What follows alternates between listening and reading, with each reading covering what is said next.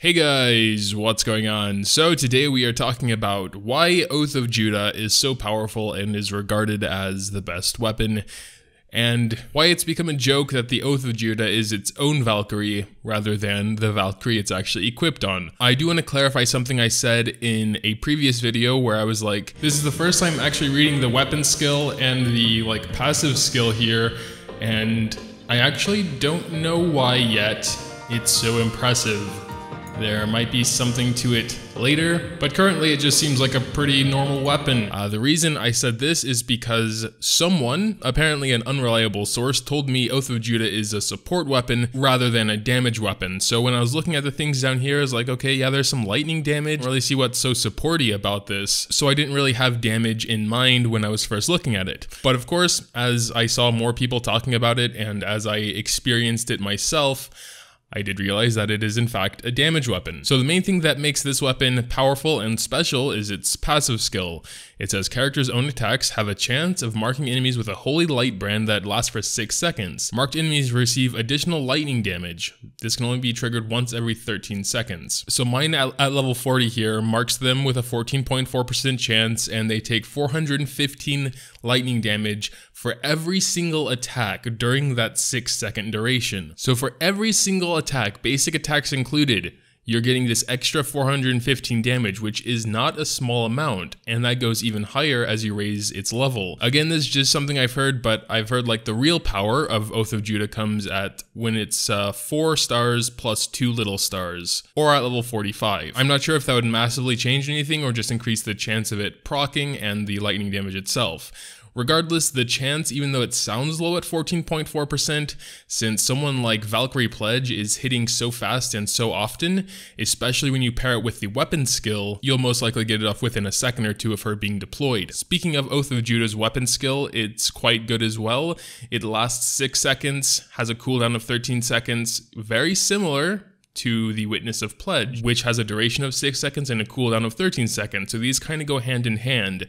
What I'm usually doing is just spamming the weapon skill as often as I can, starting with it and hitting it as soon as it's off cooldown to try and match up with the Witness of Pledge or the passive skill. Because this is an additional 13 attacks, 13 light spears as you can see there, which will tack on and giving another 415 times 13 damage to the overall damage.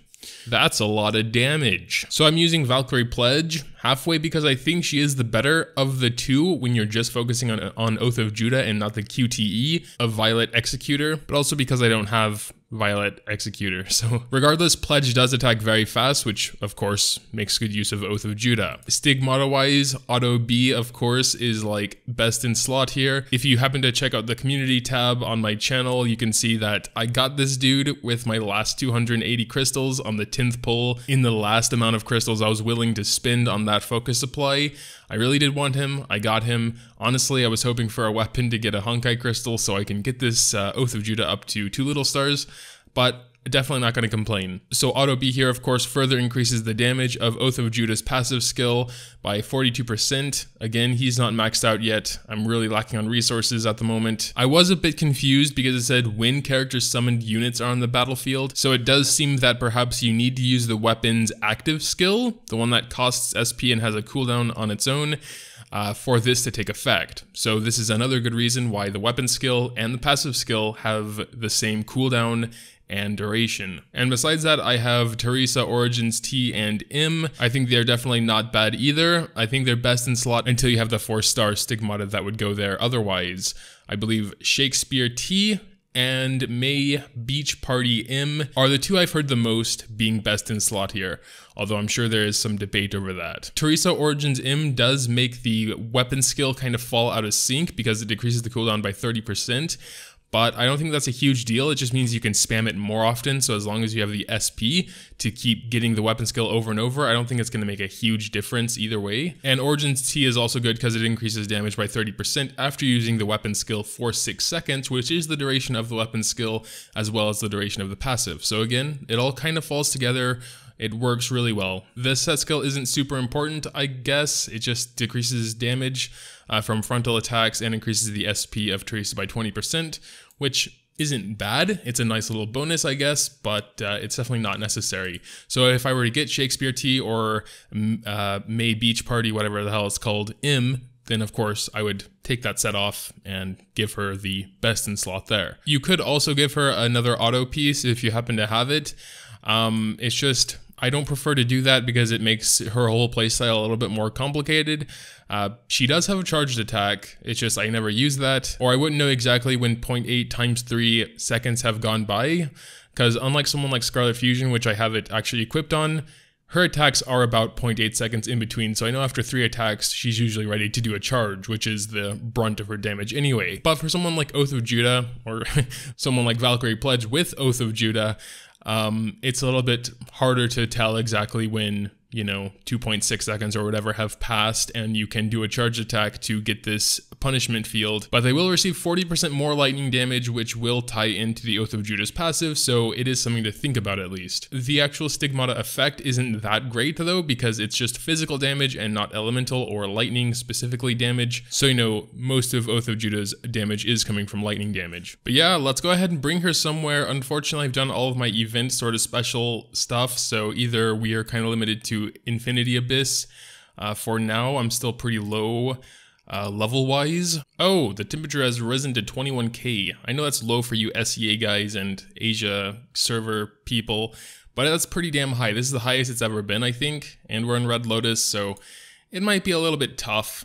We are at floor 14, which isn't super high, but yeah, I'm not used to such high temperatures, but we can just check her out and see. Most people, I think, don't use Judah unless it's a boss floor in Abyss, but I like to use her because there's always sort of a mini boss at the end of every stage, and she usually performs really well there.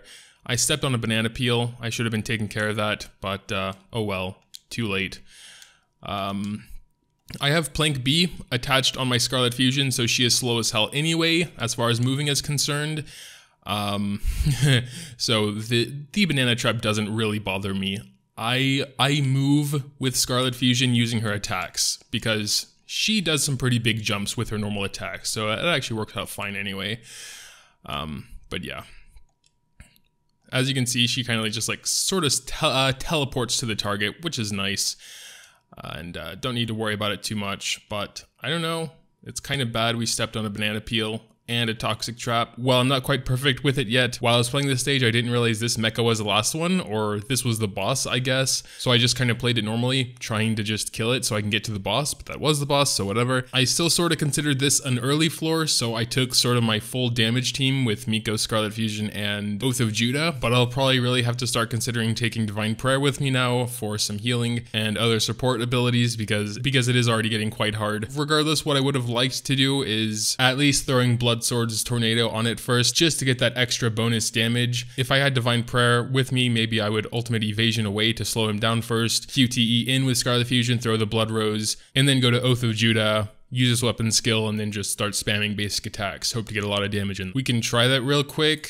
We're gonna have to replace Miko for that sort of strategy. So I'll just try and show what I'm talking about on the first enemy, even though it's not gonna be quite as efficient there. I'm not even sure if I have enough SP for Scarlet Fusion to do the Blood Tornado, but let's check it out. All right, so gonna Ultimate Evasion on this guy, QTE into Blood Rose, throw the Blood Rose down, go her, get the weapon skill off, and then just spam away. And you can see they just get melted pretty fast. Of course, it's not so good for multi-hit mobs because the passive skill only goes on one.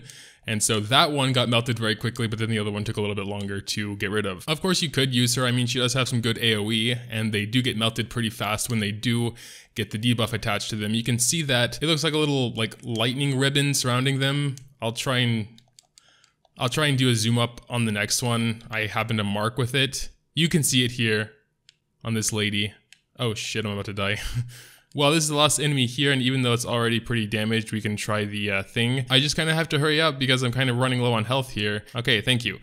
Here we go. So Blood Tornado, I think maybe she was too high to get hit by that. She was. Okay, that didn't turn out very well, but she has like the little wreath there, and you can see her HP just going down so fast. As you can see, it took me nearly 5 minutes to finish this stage, so even one enemy going down that fast is quite, fast, relatively speaking. But yeah, it's kind of hard to showcase without just like a singular boss there. But yeah, it's pretty much the gist of it.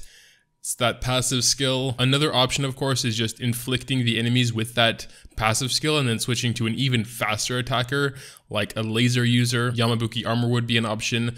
I personally don't feel like it's going to make a huge enough difference to have another character in there that's more of support, because actually Valkyrie Pledge isn't really high on the DPS side. It's more Oath of Judah, and that's why she's there. One other somewhat important thing that I didn't mention, because, you know, I kind of figure that this would be a given, but it shouldn't be overlooked that since this is lightning damage, it doesn't matter so much who she's hitting. You know, it's a flat 415 lightning damage. So as far as I'm aware, it wouldn't matter if you're attacking a creature that she is technically weak against, being a psychic. It should still do that flat 415 lightning damage plus any other buffs there. So, you know, she could be your one and only DPS, at least for bosses. And since most bosses don't have an element anyway, I think that point wasn't super important, but something I think should be mentioned anyway. And yeah, that'll pretty much do it for the Oath of Judah video. I know the official YouTube channel also released a video dedicated to Oath of Judah, just showing it versus, I think, this giant fox boss. That's another thing, is that I think Oath of Judah is best in Memorial Arena, which we don't have yet, but this is something I've heard, of course. But again, I think she does well in pretty much any boss scenario as well, when there's only one enemy. But yeah, I think I've rambled on long enough about Oath of Judah, and this is where I'm going to wrap it up. Make sure to leave your thoughts about this weapon in the comments down below. Were you lucky enough to pull it during the focused raid up? Your salt if you didn't happen to get it, or lack thereof if you did. And yeah, leaving a like, giving me a subscribe if you did enjoy, is always greatly appreciated as well. Thanks, as always, for watching, and until next time.